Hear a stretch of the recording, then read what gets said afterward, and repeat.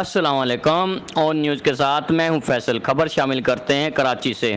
وقت 10:20، تاریخ 5ویں مہینے کی 19 تاریخ 2021، دن بدھ۔ کراچی گلستان ظہور پرفیوم چوک، گھر میں فائرنگ، ایک مرد اور ایک خاتون ہلاک۔ چھپا ذرائع، ہلاک ہونے والوں کو چھپا ایمبولینس کے ذریعے جناح ہسپتال منتقل کیا جا رہا ہے۔ چھپا ذرائع، ہلاک ہونے والوں کی شناخت: ہلاک مرد جعفر ولد گدا حسین، عمر 30 سال، ہلاک خاتون فوزیہ جوزا جعفر، عمر 40 سال۔ چھپا ذرائع رپورٹ کرتے ہیں کرائم رپورٹر سید عنایت حسین اور نیوز کراچی۔